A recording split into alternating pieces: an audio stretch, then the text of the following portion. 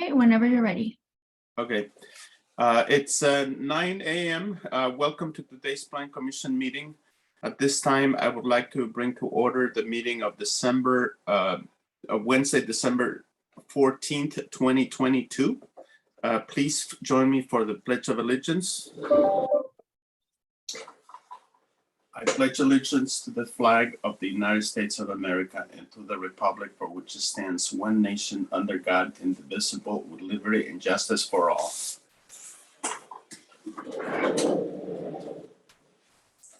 Okay, next we have a roll call. Janet, could you please do the roll call for us? Yes. Commissioner Hanson, Here. Commissioner Ketchum, Here. Commissioner Gupta and Commissioner Serrano Kwan are absent, and staff is represented by Monowitz, Fox, and Montes. Thank you. Well, I'm here too. Oh, that's right. Of course. Chair Ramirez. Hi. All right. So next we have oral communications. This is to allow the members of the public to address the commissioner on any matter that is not on the agenda. Janet will give you the instructions as to how you can participate. Thank you, Chair. For those attending the meeting on the Zoom video conference, we will use the raised hand feature in order to organize any public comments. During the general public comment period, and for each item on the regular agenda, I will ask those members of the public who wish to comment to click the raised hand feature to raise your hand to speak on that agenda item. For those joining by phone, please press *9 to indicate your desire to speak. Please note that members of the public must wait for my prompt in connection with each agenda item before using the raised hand function. For example, you cannot raise your hand at the beginning of the meeting for an agenda item that is later in the meeting. When you hear your name called, I will prompt you to unmute your account and you may begin speaking. You will have 2 minutes. And I haven't received any other written correspondence, and I don't have anybody with their hand raised. Here. Okay, so we don't have anybody. All right, seeing that there's no members of the public that want to participate on oral communications, I will now close public participation on this item, unless there's an objection from commissioners. So now we can move on to our consent agenda. We have, we are postponing the first item on the consent agenda, which is the November 30th minutes for the next meeting.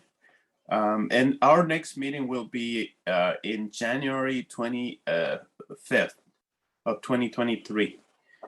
So the second item on the consent agenda is the resolution to be able to hold remote meetings.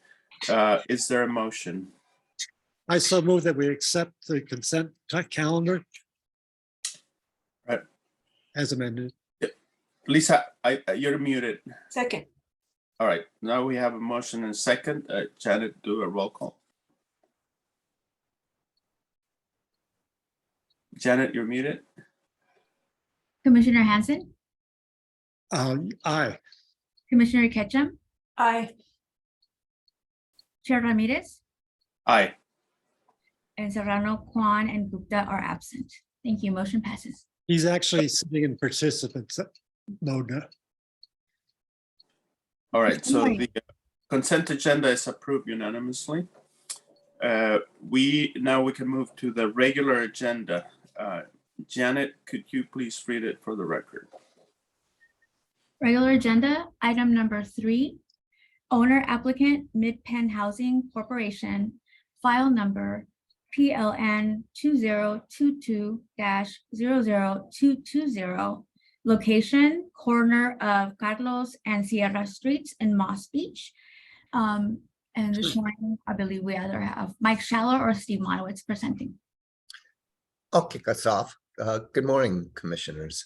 The item we have on today's agenda is the notice of preparation for an environmental impact report for the Cypress Point Affordable Housing Project. The commissioners, many of you will recall that this is the project that was the subject of a local coastal program amendment where we revised the existing planned unit development for an affordable housing project. And we submitted that amendment to the California Coastal Commission and received certification of that amendment. And now the applicant has submitted the required permit applications, namely a coastal development permit. And in conjunction with our review of that permit, we need to comply with the California Environmental Quality Act. And because the project poses potentially significant impacts to the environment, CEQA, as it's referred to, requires us to prepare a environmental impact report. I'm pleased to introduce Erica Rippey from SWCA Consultants, who've been selected to prepare the EIR after an RFP process. And Erica, I'm ready to turn it over to you. I note also that Julie Barlow from your team is in the attendees, so we can move her over as well, but you do that for us, Janeth. And if there's anybody else waiting in the attendees, Erica, let us know and we'd be happy to promote them to panelists. May I, should we make it clear that today is basically just to accept comment from the public and obviously from commissioners? And we're not. Absolutely. I think Erica will go into this, but yeah, the purpose of the notice of preparation is to help define the scope of the EIR and the issues that will be investigated and analyzed. So thank you for noting that, Commissioner Ramirez. The purpose of today's hearing is to get feedback from the commissioners and the interested public on the issues that they think, you think should be looked into and analyzed with regard. Thank you. Yeah, I to just wanted to make that clear for the public. Thank you. You're welcome. Go ahead, Mrs. Rippey. All right, thank you, Steve, and thank you, Commissioner Ramirez. I think that's always a good place to start as to why we're here. My name is Erica Rippey, and I am the SWCA project manager for the Cypress Point Affordable Housing Community Project. I am also supported by my colleague, Julie Barlow, who is the SWCA project director. A notice of preparation has been prepared for this project and is currently available for public comment. The notice of preparation provides project information that enables the public and different agencies to provide comments on the scope of the EIR, as we just covered briefly. And these types of scoping meetings are held or are helpful for agencies in identifying actions, alternatives, mitigation measures, and significant effects to be analyzed in the EIR. These types of public forums are an effective way to bring people together. Oops, sorry. And the CEQA process is primarily designed to identify and disclose to decision makers and the public the significant impacts of a proposed project. It's a public process that includes scoping meetings, public comment periods, and public involvement in the decision process.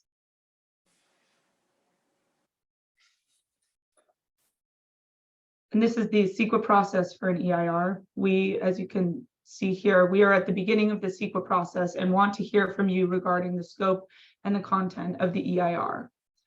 There are opportunities to provide comment on the EIR throughout this process, including during public circulation of the draft EIR stage. The draft EIR for this project is expected in spring of 2023. And after a 45-day public review period, comments would be responded to on the EIR, and the EIR would be updated to a final EIR. The Board of Supervisors would then vote and certify the EIR at this stage. And this last bar at the bottom shows the final step in the CEQA process. So CEQA discloses projects, informs decision-making, and identifies impacts on the environment while also identifying ways to reduce or avoid significant impacts through mitigation.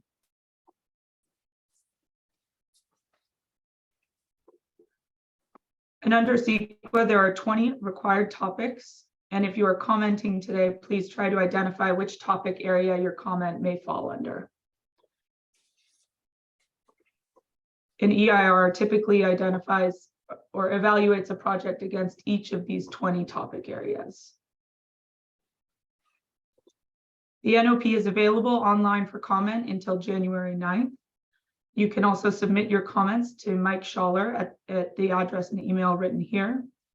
And that's the end of my presentation. Happy to answer questions, and I appreciate the commission's time and the public's time. Thank you. Thank you, Ms. Rippey. Is there anyone else that is going to present on this? Not from SWCA, just me. Okay. Got it. So I guess now we can open then. Oh, I'm sorry. Yeah. Mrs. Ketchum, go ahead. Oh, I just had a question. You said that the final EIR would be certified by the Board of Supervisors. This project will need a CDP. So don't all the permits come together? Aren't they all required to be considered at the same time? I'll take that, Yeah. Erica. So you might recall that the project also involves a general plan amendment because there's a corresponding change that needs to be made to the general plan and match what was done by the local coastal program. We didn't adopt that amendment at the same time as the local coastal program amendment because the general plan amendment is subject to CEQA review, whereas the LCP amendment, CEQA review is covered by the Coastal Commission's review. Thank you. You're welcome. All right. I guess for commissioners, is there anything else like Fred, would you like to either have a question or a comment?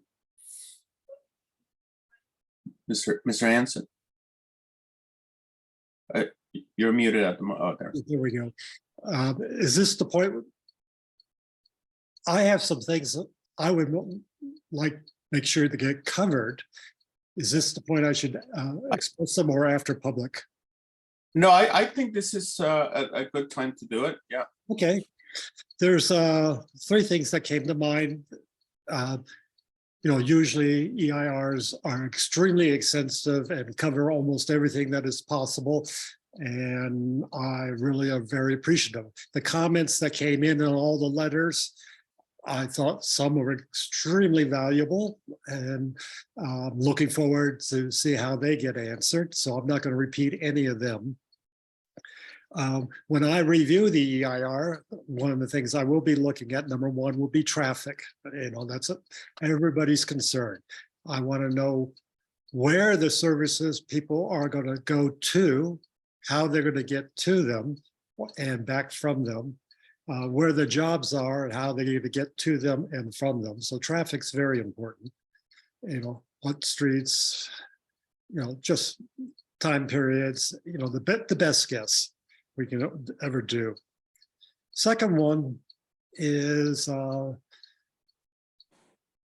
we always do the EIRs and where things have been in the past and where things are today.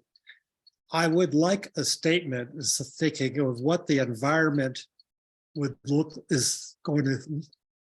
our best guess what we think it's going to look like going forward.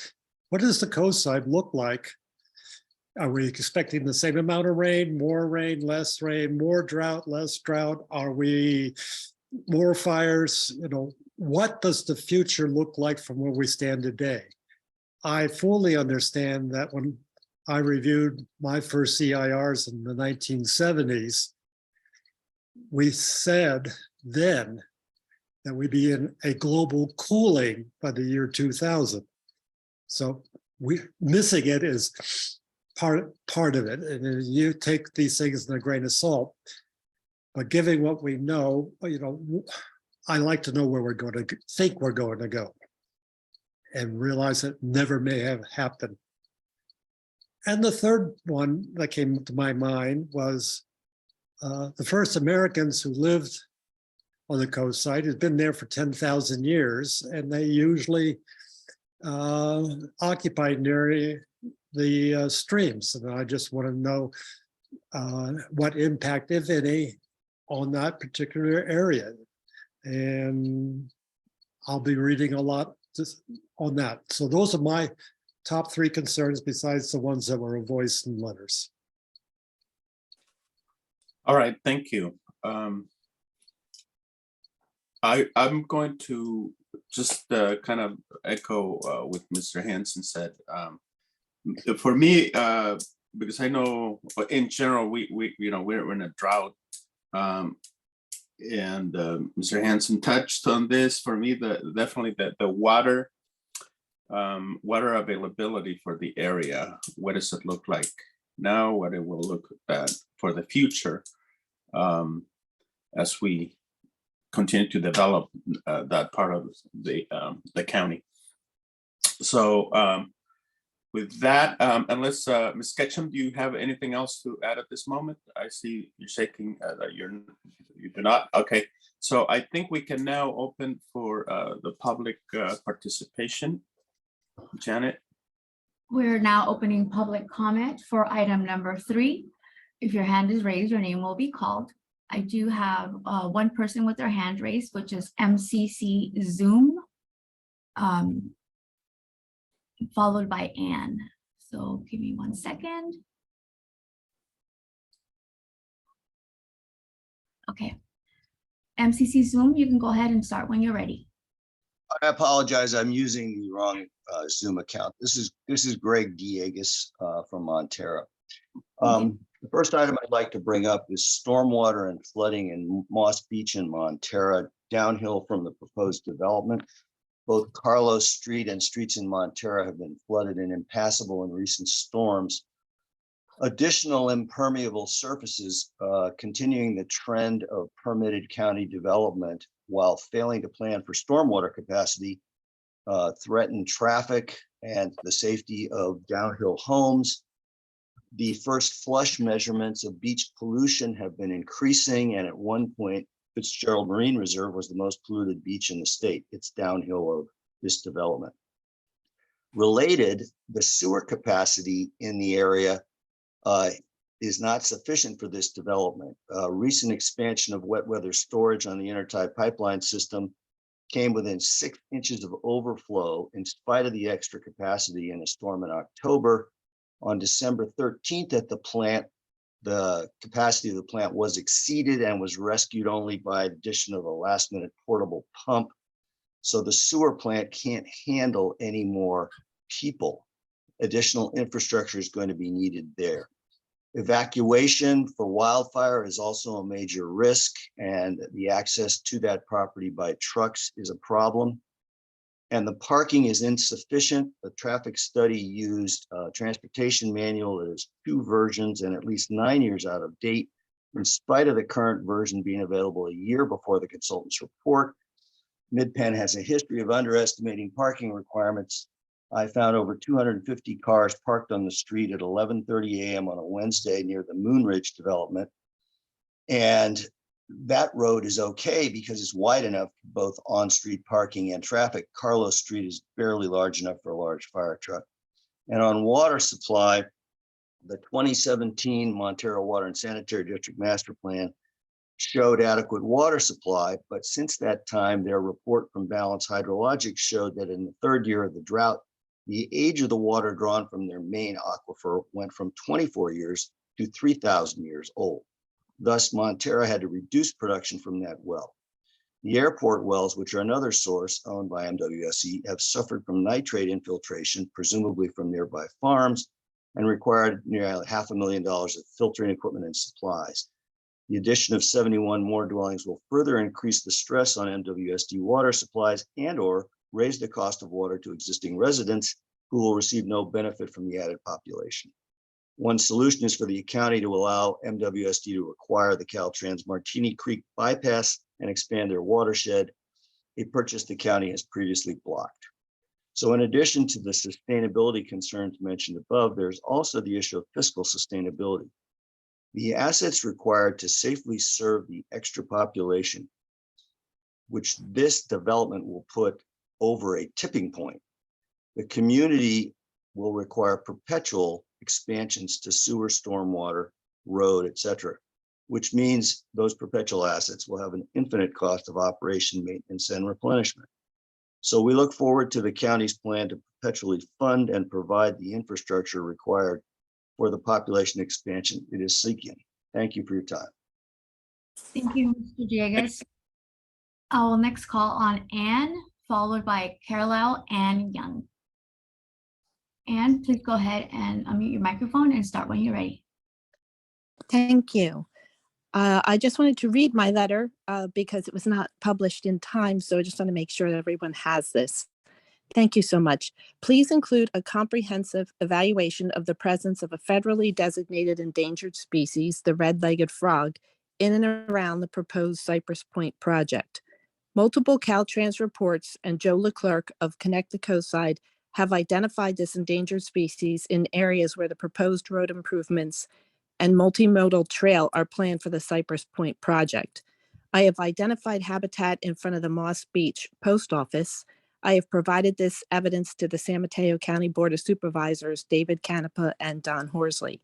It is likely that the red-legged frog migration from Montara Creek and the culvert in front of the Moss Beach Post Office crosses the proposed building site at Cypress Point.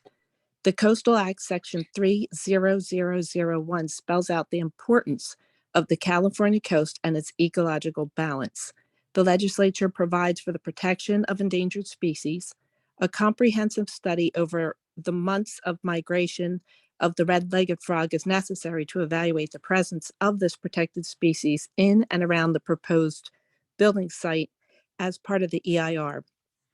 Red-legged frog habitat must be protected. The length of construction time will most likely interfere with migration and has the potential to harm this protected species. Irreversible damage may occur to their habitat due to construction.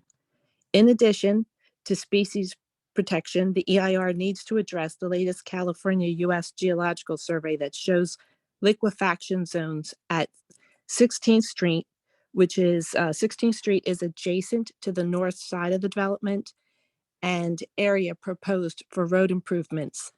And at the south end of town of Moss Beach, crossing Highway 1 at Etheldorf Street, there is another liquefaction zone. Another liquefaction zone crosses Highway 1 in Montara at Devil's Slide. The liquefaction zones have the potential to trap Moss Beach residents with no way to evacuate, with Highway 1 becoming impassable north and south of town. Evacuation plans need to be part of EIR 2. The proposed roundabouts may not be viable because of the liquefaction zone designations. This will render traffic calming measures impossible for this proposed project. The multimodal trail cannot be built on the east side of Highway 1, which is where it was currently proposed, because it crosses the 16th Street liquefaction zone and can't be built on either side of Highway 1 at the south end of town due to liquefaction designations. Please reference the attached map that I have sent you. There is no way to provide safe passage for students to walk to school because the problems at 16th Street. Please address the issues stated above in the EIR review. Thank you. Thanks so much for And your comment. I was gonna say, and actually, since I have one more second, oh, I'm sorry, I hadn't used my whole time. I did want to say about the water supply. The homeowners own the water company, and we do get our homes assessed with every new expense. So every homeowner in Moss Beach and Montara will have to pay for any changes made to accommodate. And so I just want that known. Thank you. Thanks for your comment. I will now call on Carlisle and Young. Please unmute your microphone and begin speaking when you're ready. Thank you, Janet. I didn't write a letter previous, but I will send it on, I guess, to Mike Schaller. Is there someone else I need to send it to? Well, I'll just go on with my comment. I can ask that later. I have a few concerns. One, I'm concerned because this is a former military site, so there could be contaminants that will affect the health and safety of future residents. I do not believe that another Hunter's Point scenario needs to happen if proper measures are taken in advance. But the previous EIR light really didn't discuss that very much. My other concern is that I would hope that you will replace any and all hardscape treatments in your designs with pervious pavements where possible. Walkways, driveways, etc., can reduce stormwater runoff. In addition, permeable pavements can help filter out pollutants that contribute to water pollution and also will help recharge the groundwater at the site, rather than creating runoff that will need to be dealt with sustainably. I think the most recent, maybe the hydro modification plan said that it's 3.3 acres of impervious surface out of the 10.9 acres, or 258 square feet. Please do not believe that there exists a traditional storm drain system in Moss Beach, because most stormwater is merely relayed to ditches along the sides of the roads. Even drains, if you see them in the sidewalks at the corner of paved and curbed sidewalk roads, do not go to any sewer system. A good point, in fact, was when my neighbor, I have a friend who lives on Carlos Street, and there's a storm drain above her on the next street up. I think it's Kelmore, where the fire station is, but it actually just runs down the center of her driveway and goes out to a manhole cover, which isn't going to the sewer, it just drains onto the top of it. So even though up top it looks like a storm drain, there isn't really one. Just goes trickling down her street. So check the Mid-Coast Storm Drainage Committee reports and maps, as well as any other local documents that can be found on the Mid-Coast Community Council website under the Public Works tab. And I know Lisa Ketchum could direct the project planners to that website link. And also, please consult with the State Water Board or Water Resources Control Board. My main concern is that a previous EIR light was published that suggested that the excess stormwater runoff would flow to Montera Creek. Please do not do that, because the creek flows directly into an ASBS, Special Biological Significance, the Fitzgerald Marine Reserve. One of my other concerns was that the largest of only 3 planned bioretention ponds on site for capturing the stormwater generated by this project is sited directly behind a residence located on Carlos Street. And should that overflow or prove to be deficient, then it will affect a private property owner. As far as Montera Creek goes, it's barely mentioned in any of the reports, but it is a wildlife movement habitat corridor. It forms an L and comes in from behind Montera and flows between Moss Beach and Montera. You only have to look at Google satellite view on maps to see it. And it's very steep and densely forested, if you will, with riparian habitat, etc. There are a lot of cougars, etc., bobcats, foxes, all kinds of wildlife in that corridor. As far as traffic is concerned, I agree with what Greg Dieguez said about the undersupply of parking. I don't know where you think all the excess cars are going to park, but maybe you can make out some kind of a plan with the Mormon church way across the highway. Otherwise, they're just going to be causing overflow onto public streets, and that's not acceptable. As far as sewer and water, I also agree with him. We have deficient supplies of water, and the sewer capacity is pretty much taken up by Half Moon Bay, 60% of it anyway.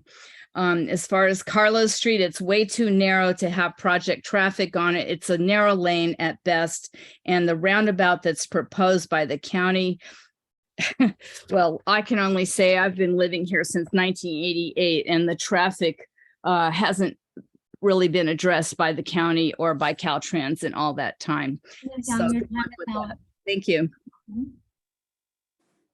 Okay, this is the final call for any public comment for item number 3. Let's give it a second. Okay, there you go. So I'll next call on JQ Oswin, followed by Dolores Silva, followed by Len Erickson. Mr. Oswin, go ahead and begin speaking when you're ready. All right, hello, do you hear me okay? Yes, go ahead. Yes. Actually, I just have a couple of questions regarding procedure. I was looking at the comments submitted to date, and my comments there in an email are attached, but I also submitted an attachment to that email, which contains quite a bit of detail regarding the comments that I wanted to make regarding the scope of the EIR and what should be in it. And I wanted to make sure that those attachments are reviewed, or was that just a bad way to do it? Or they just accidentally ignored or whatever? So I'd like to know that, and if that will be read. Otherwise, I can send it separately. Also, I have another question about mitigations and whether it's typical for mitigations to be in place prior to development completion. And I'm specifically concerned about the traffic mitigations because I know they're going to be quite extensive for this project. And I know Caltrans has to be involved. And right now, the current timeline, which is in Connect the Coast-Side, which I am thoroughly familiar with, is quite extensive. In fact, it looks like there's probably not going to be anything happening for about 7 years or so. So my question is, do those traffic mitigations have to be in place before this development is actually completed, or can it be done before? So that's all I have for now. Thank you. Thanks Right. for the comment. I will next call on Dolores Silva, followed by Len Erickson. Ms. Silva, go ahead and start speaking when you're ready. Hello, yes. I want to make sure that as Midcoast Eco has been concerned about various things, and particularly this environmental process, and we submitted 5 peer reviews from expert testimony regarding biological resources, wastewater impacts, vegetation, traffic studies, and hazardous materials and hydrology. These were all submitted in 2020. And I would like to know if these will be considered. I mean, we can certainly submit them again. The county and the Coastal Commission have had them for a long time. And I look forward to seeing finally these addressed there. Also, I want to reiterate, I live on Carlos Street, and not only Carlos Street, but the neighboring roads are very narrow here, and they're curvy and they're hilly. The terrain is not exactly conducive for easy travel. And you just can look at the CDP now and see where, for example, the emergency exit is up at the top by Lincoln Street. Well, Lincoln Street is a very untraveled road. Only the people who live there currently use it.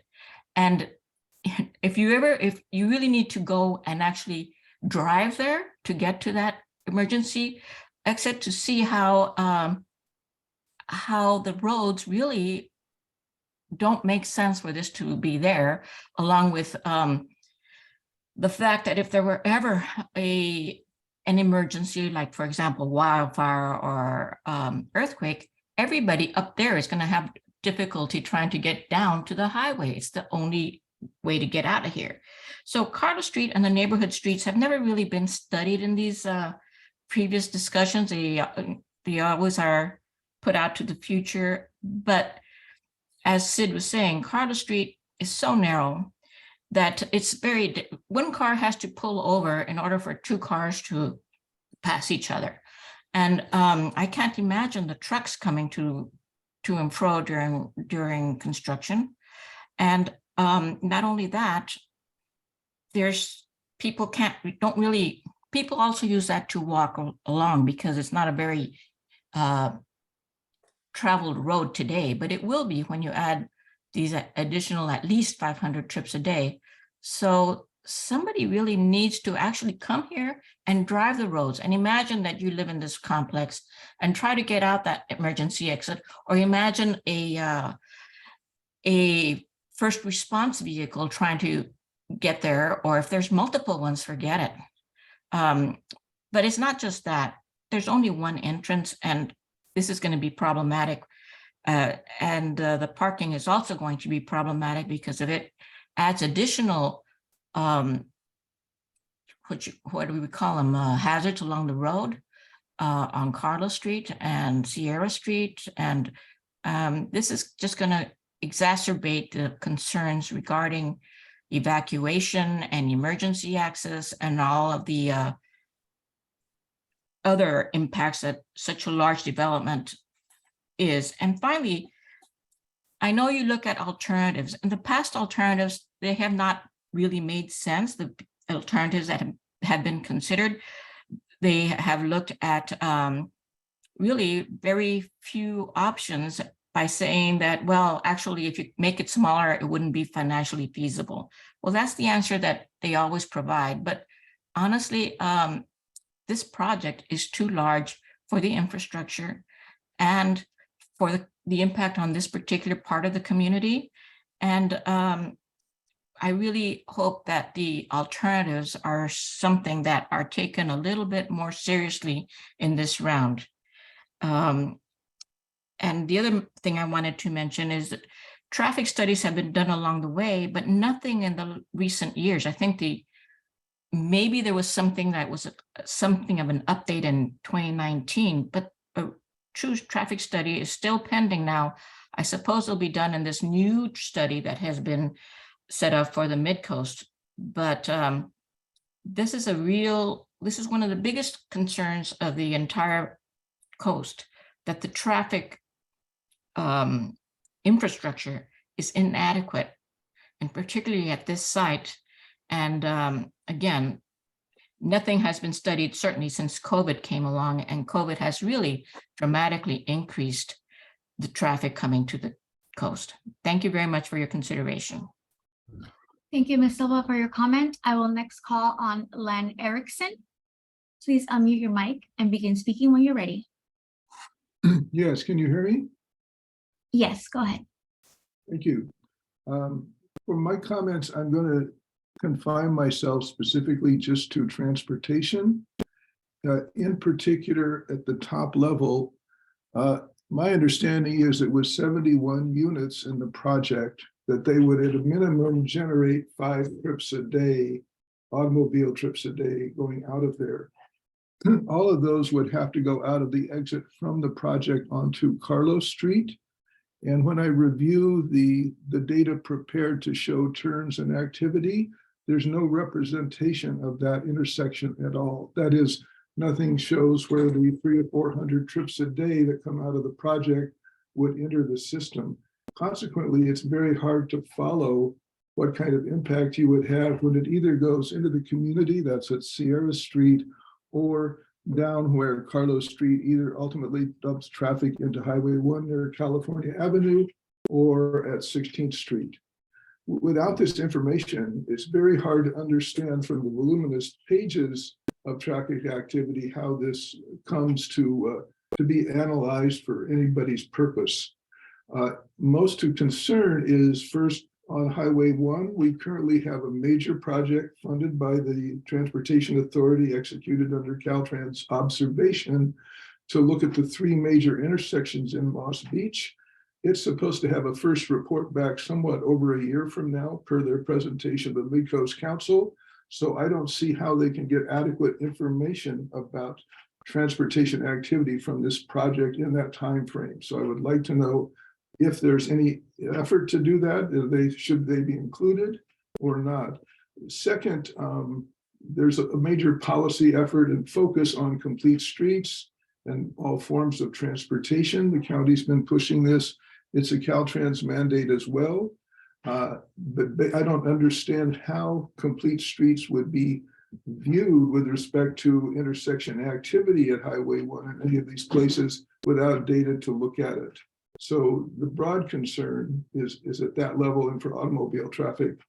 Finally, Carlos Street, either at its entrance to Highway 1 near California Avenue or at 16th Street, and those are extremely difficult intersections to traverse. And to get on Carlos and actually make your way in anything other than an automobile is extremely difficult. It's a very narrow road. I can't see either transportation by foot or by bicycle being viable there, and even the level of traffic seems hard to contemplate. So the transportation appendix or item within the overall documentation provided is thorough and voluminous in detail, but it really doesn't provide any satisfaction to address those issues. Well, if other speakers here have spoken to, that's a major focus of concern. I don't know where in the process you bring it up. The other is with respect to complete streets, since this is a low income project, even with a design for those streets, there's no funding for it. And my also concern is that no actual really detailed attention will be given for review either by DPW or Caltrans or the planning department on how these streets would look, because you're not planning to fund it. So those are my major concerns under the area of transportation. Thank you. Thanks for your comment. Chair, I don't have any other hands raised for public comment at this time. All right. Then can I have a motion to close public participation for this? So moved. Second, We have a motion and a second. Janet, do a roll call, please. Commissioner Hanson, aye. Commissioner Ketchum, Aye. Commissioner Serrano Kwan, Aye. Chair Ramirez. Aye. Thank you. Motion passes. All right. The public participation is now closed. I think that at this point, if there are any more comments or questions from commissioners, Mrs. Ketchum.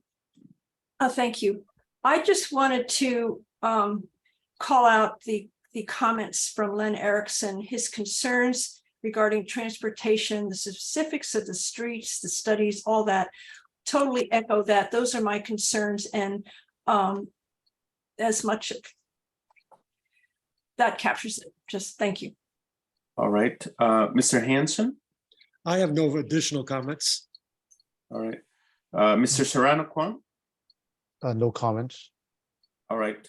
I'm gonna say the same thing. I don't have additional comments. I think that first thing, thanks for all the members of the public that gave us their input on this, and I think so. The staff has quite a bit of stuff that they need to cover on the ERI, and I'll look forward to see what that looks like. There's obviously major concerns by the public that need to be addressed. So I believe this then is the end, and there's no, we don't have any motion to do so. So I'm going to say that the participation for this, we can close item number 3 at this time. Unless there's any other comments by staff or Steve, anybody? Thank you. Thank you, Mr. Chair. I too wanted to thank the members of the public who showed up today to comment, as well as SWCA for their presentation and being here to take notes and listen carefully to the issues that will need to be addressed. So thank you to all of you. And if you'd like to stay on for the rest of the meeting, please feel free. Yes, thank you. All right, great. We can move on to. I'm sorry, go ahead, Mr. Hanson. Yes, there's one question about how mitigations work. Yes, the timing of the installation of the mitigations in relation to the project will absolutely need to be addressed by the EIR. I think it'd be premature to, come to any conclusion today on that, but that's certainly an issue that will need to be evaluated. Correct. All right. Okay. Thank you very much. So we have our item number 4 is correspondence and other matters. Yes, thank you, Mr. Chair. I have no correspondence to report today other than what was submitted with regard to today's item. And for those who were concerned regarding their attachments and some previous studies, we will make sure that the full record is provided to SWCA. Correct. All right. Thank you very much. Consideration of a study session for the next meeting. We have no study session planned for the next meeting, which will be January 25th. At this point, we have one item on the agenda, and that is acceptance of the California Coastal Commission suggested modifications to our local coastal program amendment that dealt with regulations for childcare facilities. All right, thank you. Number 6 is Director's Report. Yes, thank you, Chair. I'm pleased to introduce our new Planning Services Manager, Bharat Singh, who's here with us. Bharat, would you like to introduce yourself? Welcome. Morning, members of the commission.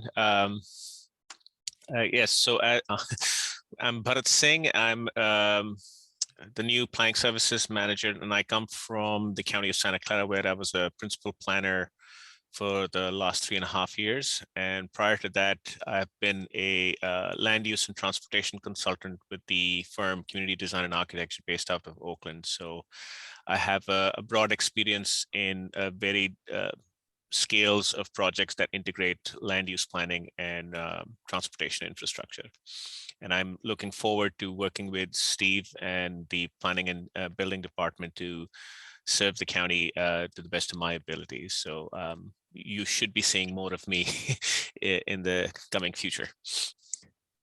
All right, thank you, Mr. Singh, and welcome to the team. Yes, thanks, Bharat. And it's great you were able to listen in today, so you can help us address some of the comments that were submitted. So other items to report today. I wanted to update you on Board of Supervisors action.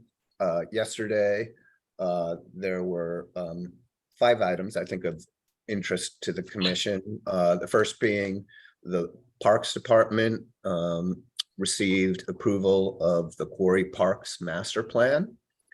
So that's for Quarry County Park in the Mid-Coast, and many of the speakers who spoke today, or at least a few of them, spoke at that meeting. And in any event, if you're interested in reviewing that plan, I'm sure it's available on the parks website. Any of the projects done to implement that plan, if they constitute development, will require a coastal development permit and will come before the commission. So if you're interested in familiarizing yourself with the plan, I encourage you to do so. The other couple items we had, we presented a report on the Mid-Coast Parks Mitigation Fund. This is a requirement that the department report on the funds collected and how they've been used. Bottom line on that is the most recent expenditures by the Parks Department were towards the Quarry Park pump track. And I want to say there's approximately 350,000 plus or minus in that account at the moment to help fund future park acquisitions and improvements. In addition, the board adopted the 2022 building code update, as well as REACH codes intended to help address emission reductions and climate change. The REACH codes are essentially the same as in the prior cycle, requiring all electric new development.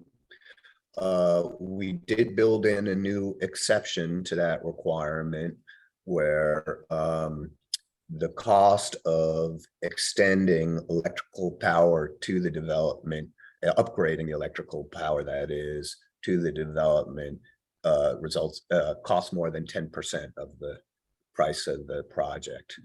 We had one instance that we ran into that involved county parks improvements of the Memorial Park showers, and to upgrade the electric so that they could have hot water there would require miles and miles of electrical upgrade, and the cost of that alone would greatly exceed the cost of the project. So that was the impetus behind this additional exemption that we included. The other exemption that was included that I think will be of interest to you, it's one that's already provided by the building code, but hasn't been in our building regulations. And that's with regard to grading permits. The commission probably recalls considering a grading permit for fairly large R&D facility on Bay Road. And that's an example where our current building regulations required a discretionary grading permit for a project that where the excavation was intended to provide for the foundation of a trigger discretionary grading permits. They'll be processed through the site development permit process moving forward. The board, these amendments do not take effect until 30 days after the second reading, which will occur on January 3rd. The board also adopted a resolution authorizing staff to submit our proposed housing element update to HCD at the state. We anticipate that the state will recommend modifications that we'll bring back for consideration. And finally, following this meeting, which was the last meeting for Supervisors Horsley and Supervisors Groom, there was a nice going away reception. So we wish them well. A couple other items. I wanted to provide an update to some of the projects that were asked about at prior planning commission meetings. One was regarding the Chevron station in Moss Beach. And so the status of that is that the required improvements have been going through building permit review. The Department of Public Works just recently signed off on a resubmittal that was intended to respond to the planning staff's comments on the initial submittal. So we are actively working on processing that to make sure it's implemented as soon as possible.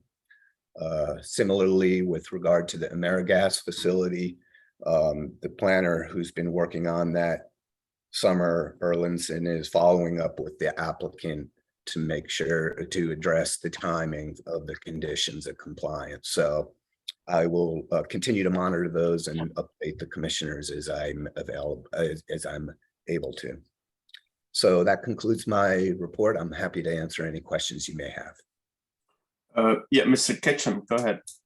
Oh, thanks, Director Monowitz. I just did have a couple of questions. So are you saying that the Moss Beach Chevron station building permit has been issued now? No, they resubmitted after an initial round of comments. We've been waiting for Public Works to grant their approval of that resubmittal. And now I believe planning, and I'm not sure if any other the reviewing agencies still need a sign off, but I anticipate that sign off and issuance will happen rapidly here, and we'll be working with the applicant towards implementation. Okay, and regarding AmeriGas, I had specifically about the fence replacement, which has a deadline when it was supposed to be done. And I'm concerned because there's been a resurgence in gang activity on the coast side, as I understand it, which has made it now up from Half Moon Bay to Airport Street. And the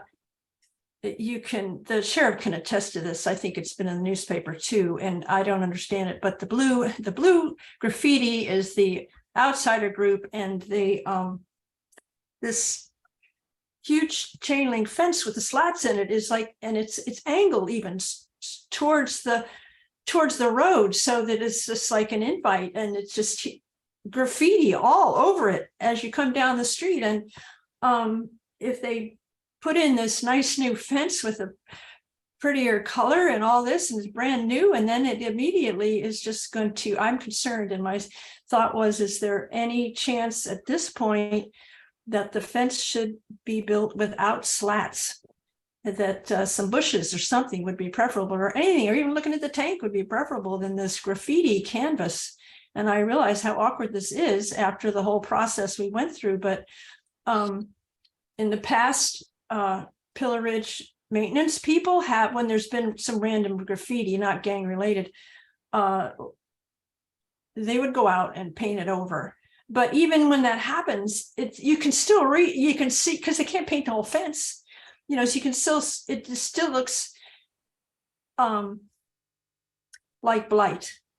So I don't know, is there any chance for this to be, for the graffiti canvas aspect of this fence to be considered now? I think so, and thank you, Commissioner Ketchum, for bringing this to our attention. I mean, I think it's mandatory that a fence around that facility, but I also think it's possible if that fence is set back adequately that you could put some vegetation in, which would definitely discourage graffiti. Have, if you will, just some hedges that surround the fence thick enough so it's not easy to get to the fence. And while I don't think we have a condition of the permit requiring that, I can work with the applicant to see if they're willing to modify their plans in that way and approve that plan as a minor modification at the staff level. And I would say that the incentive for the applicant to cooperate in that regard is that ultimately it's the property owner's responsibility to maintain their fence free of graffiti. And if they fail to do so, then our code compliance officers will be in contact with them to make sure they do it in a timely manner. So that's what I can offer about that. So yes, I understand that. I think it's something about the color and stuff. It was in the conditions of approval that the director could check that or whatever it is. So if you could work with them to see if there's some way we could avoid this problem. I mean, I think that and if they realize that, then if they prevented the graffiti, then they wouldn't have to paint over the graffiti. They might realize it's to their benefit to do that. And even if, yeah, anyway, that's what I would hope for. Thank you. Thank you. That's all I have. All right. Any additional questions here from commissioners? I think not. Anything additional, Steve, Mr. Manowitz? No, I'm done with my report. Thank you, Mr. Chair. Okay. All right. Any commissioners updates or questions? I think you just said no. So with that, then I'm just going to say, you know, Merry Christmas and Happy New Year, and we will see each other next year. I'm sure we'll have a pretty, you know, a lot of work to do next year, right? So then with that, I'm just going to say that this meeting is now adjourned. Thank you, guys. See you next time. Thanks. Happy holidays. Bye-bye. Holidays. Bye-bye. Happy holidays. Happy holidays to all.